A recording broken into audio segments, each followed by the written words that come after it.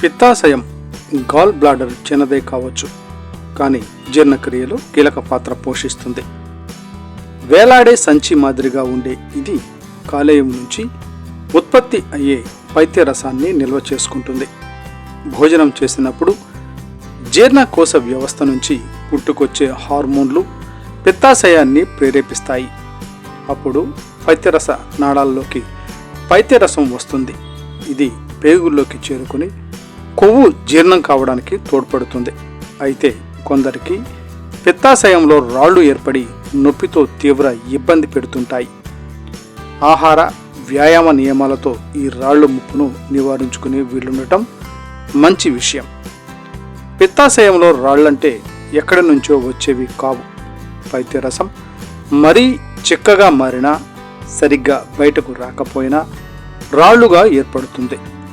కొందరికి పైత్యరసంలో cholesterol, bilirubin మోతాదులు మరీ ఎక్కువగా ఉన్న రాళ్లు ఏర్పడవచ్చు.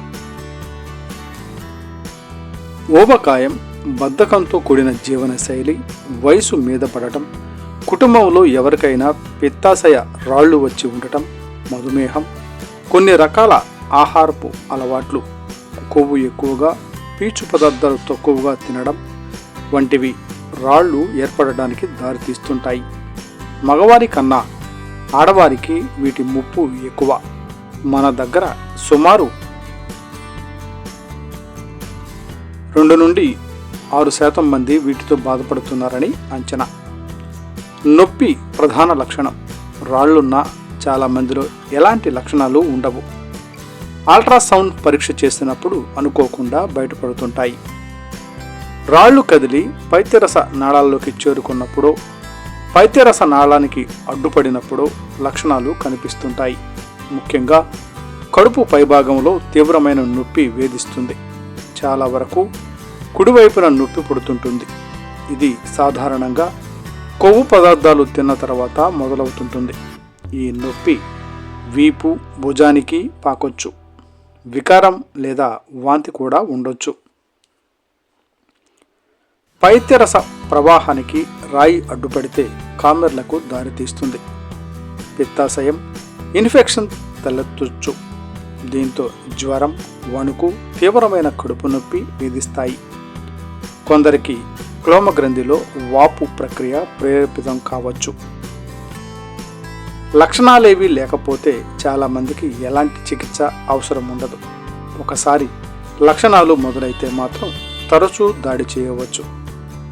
సమస్యలు ఎక్కువ కావచ్చు. విడవకుండా నొప్పి పుట్టడం, పైత్యరస నాళంలో రాయి అడ్డుపడటం, క్లోమగ్రంథి వాపు గలవారికి చికిత్స అవసరమవుతుంది.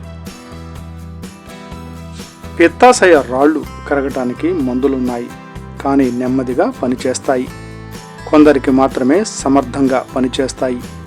కాబట్టి చాలా వరకు శస్త్రచికిత్సతో పిత్తాశయాన్ని తొలగిస్తుంటారు. ఇది లేకపోయినా ఇబ్బంది ఏమీ ఉండదు. ఎందుకంటే కాలేయం నుంచి నేరుగా పేగుల్లోకి పైత్యరసం చేరుకుంటుంది. ముప్పు తగ్గించుకోవాలంటే ఆరోగ్యకరమైన జీవనశైలి పిత్తాశయ రాళ్లు ఏర్పడే ముప్పును గణనీయంగా తగ్గిస్తుంది. ఎప్పుడో ఒకసారి అంటే ఏమో గాని తరచూ భోజనం చేయడం మానరాదు. బరువు అదుపులో ఉంచుకోవాలి. అతి వేగంగా బరువు తగ్గించుకోవడానికి ప్రయత్నించొద్దు. పండ్లు, కూరగాయలు, పీచు పదార్థాలతో కూడిన సమతులాహారం తినాలి. సంతృప్త కొవ్వులు, మరీ శుద్ధి చేసిన పిండి పదార్థాలు తగ్గించుకోవాలి. క్రమం తప్పకుండా వ్యాయామం చేయాలి.